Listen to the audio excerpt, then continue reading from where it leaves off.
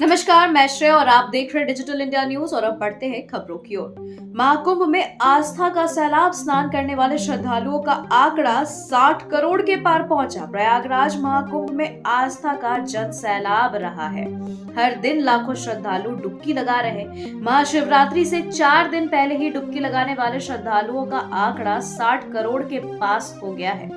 उत्तर प्रदेश सरकार का दावा है कि प्रयागराज में 13 जनवरी से शुरू हुए महाकुंभ में अब तक 60 करोड़ से ज्यादा लोगों ने गंगा और त्रिवेणी संगम में डुबकी लगाई है। मेला प्रशासन द्वारा जारी आंकड़ों के मुताबिक 22 फरवरी यानी शनिवार शाम 4 बजे से कुल 1.11 करोड़ से अधिक श्रद्धालुओं ने गंगा और संगम में डुबकी लगाई। जो अपने काम में असफल होते हैं वो लक्ष्य की समय सीमा बदलते हैं। भाजपा पर तंज। समाजवादी पार्टी के राष्ट्रीय अध्यक्ष एवं उत्तर प्रदेश के पूर्व मुख्यमंत्री अखिलेश यादव ने वर्ष 2029 तक राज्य की अर्थव्यवस्था को 1000 अरब डॉलर किए जाने के सरकार के दावे पर शनिवार को तंज कसते हुए कहा कि जो अपने काम में असफल होते हैं वो लक्ष्य की समय सीमा बदलते हैं। सपा प्रमुख अखिलेश यादव ने एक्स पर एक पोस्ट में कहा कि जो अपने काम में असफल होते हैं वो समय सीमा बदलते हैं। अस्पतालों में दवा की कमी पर जिम्मेदारों को तुरंत करेंगे बर्खास्त। डिप्टी सीएम ने सपा को दिया चैलेंज।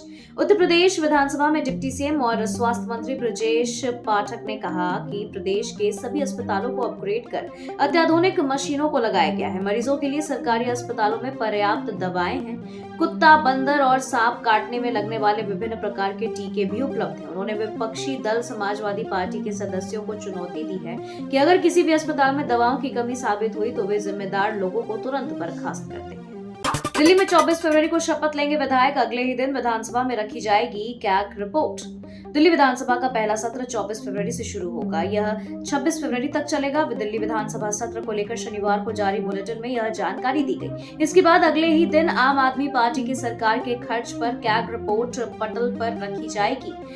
जारी नोट में बताया गया है कि एलजी के संबोधन में बाद भारत के नियंत्रक और महालेखा परीक्षक यानी कैग रिपोर्ट 25 फरवरी को सदन के पटल पर रखी जाएगी।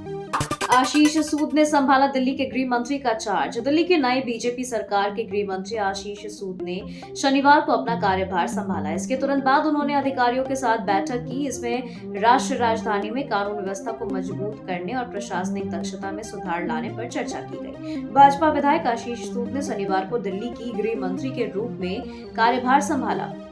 दिल्ली सरकार के मंत्री कपिल मिश्रा सड़कों पर उतरे। दिल्ली के मुख्यमंत्री रेखा गुप्ता के नेतृत्व में भाजपा की सरकार बनते ही तमाम मंत्री भी एक्शन में आ गए हैं। इसी दौरान कैबिनेट मंत्री कपिल मिश्रा शनिवार को दिल्ली की सड़कों पर उतरे और लोगों के बीच जाकर खराब सड़कों का जायजा लिया। इस दौरान उन्होंने बताया कि सीएम के आदेश अनुसार शहर के अलग अलग इलाकों में सड़कों और अन्य समस्याओं का जायजा लेने के लिए पूरा कैबिनेट सड़कों पर है। मुझे मारने को 1 लाख का इनाम रखा गया। कांग्रेस नेता उदित राज का दावा। कांग्रेस नेता उदित राज ने दावा किया कि उन्हें मारने के लिए 1 लाख रुपए का इनाम रखा गया है। कहा कि 17 फरवरी को बसपा सुप्रीमो मायावती के खिलाफ बोलने पर उन्हें सैकड़ों धमकी भरे फोन आए हैं। उन्होंने 30 ऐसे कॉल को रिकॉर्ड कर दिल्ली पुलिस के कमिश्नर को सौंपा है। उन्होंने खुद के लिए सुरक्षा मांगते हुए मायावती और उनके भतीजे आकाश आनंद पर एफआईआर दर्ज करने की मांग की है। बजट से पहले पीएम मोदी से मिली रेखा गुप्ता। दिल्ली के मुख्यमंत्री रेखा गुप्ता ने प्रधानमंत्री नरेंद्र मोदी से मुलाकात की है। शपथ ग्रहण के बाद पहली बार उन्होंने पीएम मोदी से मुलाकात की। दोनों नेताओं की मुलाकात प्रधानमंत्री आवास में हुई। यह मुलाकात बजट से पहले हुआ। ऐसे में माना जा रहा है कि राजधानी के विकास को लेकर चर्चा हुई होगी। शनिवार को अपने घर से निकलने पर सीएम रेखा ने जनता से बात की। उन्होंने कहा था कि मैं प्रधानमंत्री को धन्यवाद दूंगी। अतीशी ने सीएम रेखा को चिट्ठी लिखकर मिलने का मांगा समय। दिल्ली के पूर्व सीएम अतीशी ने वर्तमान मुख्यमंत्री रेखा गुप्ता को चिट्ठी लिखकर मिलने का समय मांगा है। उन्होंने आपके विधायकों संग 23 फरवरी को मिलने की बात चिट्ठी में उठाई है। इसके साथ ही उन्होंने पहली बैठक में पीएम मोदी और भाजपा द्वारा की गई गारंटी को पूरा न करने की बात भी चिट्ठी में कही। आइए जानते हैं कि अतीशी की चिट्ठी में कौन से विषय शामिल है। अतीशी ने सीएम को लिखी चिट्ठी में भाजपा नेताओं द्वारा चुनाव प्रचार के दौरान की बातें ध्यान दिलाई। मोहल्ला क्लिनिक बंद होने का डर दिखाते थे केजरीवाल। दिल्ली में मोहल्ला क्लिनिक बंद नहीं होंगे बल्कि नाम बदलने और सुविधाओं में इजाफे के साथ इनकी संख्या दोगुनी होने जा रही है। दिल्ली सरकार ने आयुष्मान भारत योजना को मंजूरी देने के बाद मोहल्ला क्लिनिक का नाम आयुष्मान आरोग्य मंदिर करने का फैसला किया है। इस फैसले के तहत दिल्ली में मौजूदा 553 मोहल्ला क्लिनिक को आयुष्मान आरोग्य मंदिर के रूप में बदला जाएगा। इसके अलावा करीब इतने नए भी बनाए जाएंगे। चुनाव के दौरान मोहल्ला क्लिनिक भी एक बड़ा मुद्दा बन गया था। नेपाली छात्रा की मौत के जिम्मेदार लोगों पर होगी कार्रवाई। ओडिशा सरकार ने शनिवार को कहा कि निजी इंजीनियरिंग संस्थान KIIT के एक नेपाली छात्र की मौत और हिमालयी देश के छात्रों पर कथित हमले के लिए जिम्मेदार सभी लोगों को बख्शा नहीं जाएगा। कांग्रेस कार्यकर्ताओं ने भी KIIT के संस्थापक अच्युत सामंत की तत्काल गिरफ्तारी की मांग को लेकर प्रदर्शन किया।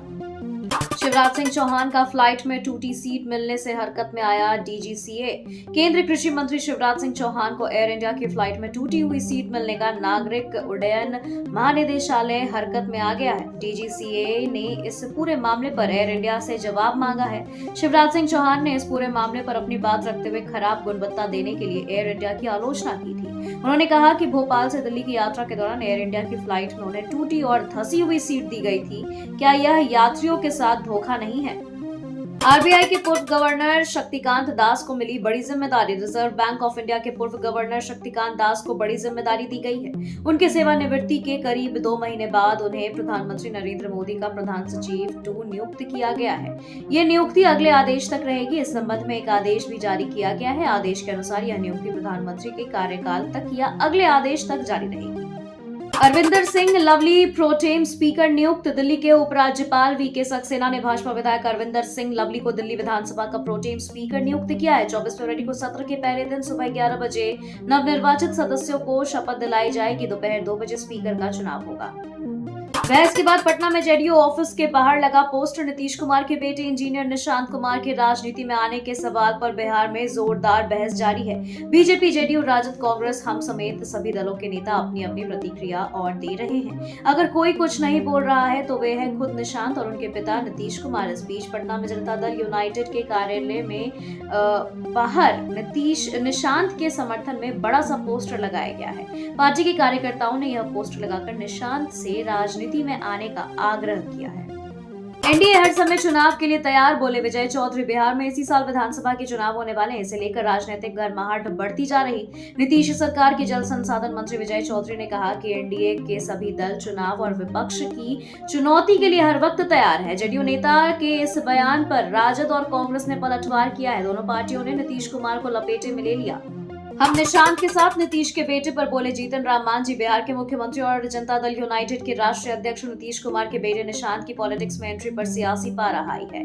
इस मामले में निशांत कुमार कुछ भी नहीं बोल रहे तो नीतीश कुमार भी कोई संकेत नहीं दे रहे, लेकिन मुख्यमंत्री लालू यादव के परिवारवाद के कारण अक्सर तेजस्वी यादव पर हमला करते रहते हैं। लेकिन एनडीए के साथ साथ महागठबंधन में भी निशांत का स्वागत का होड़ लगा हुआ है। तेजस्वी यादव ने कहा कि निशांत राजनीति में आते हैं तो उनका स्वागत तो नरेंद्र मोदी सरकार में MSME मंत्री जीतन राम मांझी ने भी ऐलान किया कि हिंदुस्तानी अवाम मोर्चा उनके साथ है।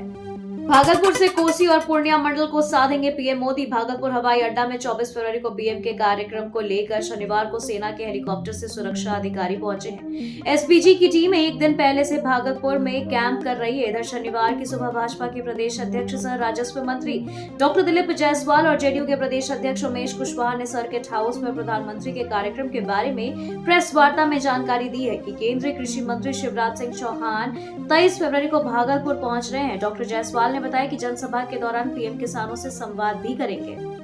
झारखंड में बजट सत्र के पहले आरजेडी हुई एक्टिव विधायकों की बुलाई मीटिंग। झारखंड विधानसभा के बजट सत्र के एक दिन पहले रविवार को राजद विधायक दल की बैठक होगी। पार्टी के प्रदेश कार्यालय में आयोजित इस बैठक की अध्यक्षता राजद विधायक दल के नेता सुरेश पासवान करेंगे। महागठबंधन दल के साथ एकजुट होकर राजद के विधायक किस तरह जनता के मुद्दों को सदन में रखेंगे और उसके समाधान की कोशिश करेंगे, इस पर भी रणनीति बनाई जाएगी।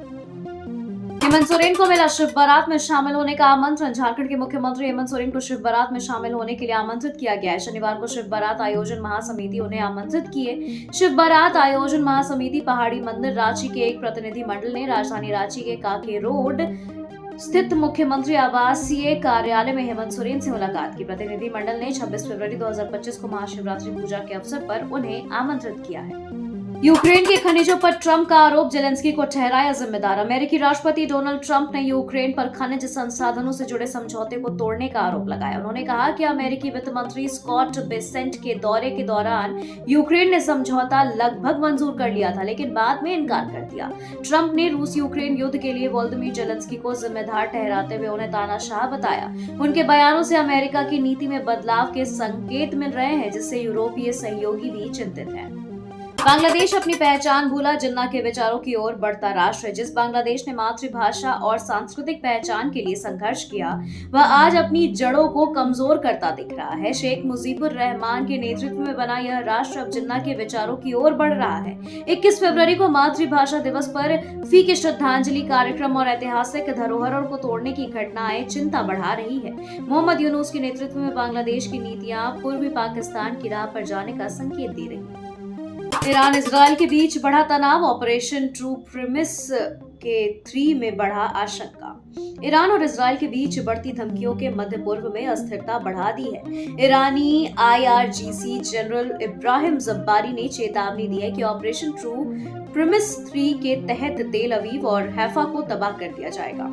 इजरायल के विदेश मंत्री गिडियन सार ने कड़े शब्दों में जवाब देते हुए कहा कि अगर दुश्मन हमें नष्ट करने की बात करता है तो हमें तैयार रहना चाहिए। यह इस हफ्ते IRGC की तीसरी धमकी है, जिससे तनाव चरम पर पहुंच गया है।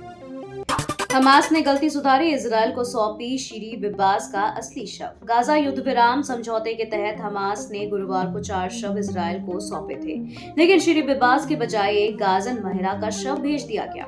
इस पर बेंजामिन नेतन्याहू ने कड़ी प्रतिक्रिया दी और परिणाम भुगतने की चेतावनी दी, जिसके बाद हमास ने गलती मानते हुए शीरी बिब्बास का असली शव अंतर्राष्ट्रीय रेड क्रॉस समिति को सौंप दिया, जो अब इजरायली सेना को दिया जाएगा। हमास ने इसे अनजाने में हुई गलती बताया।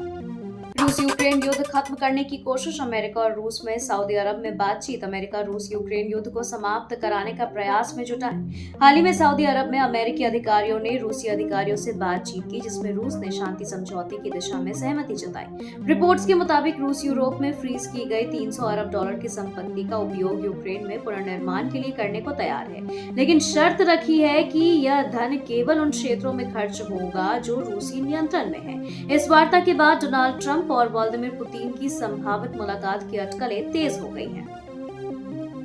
खबरों के सिलसिलों में फिलहाल इतना ही। बने रहे डिजिटल इंडिया न्यूज के साथ। नमस्कार।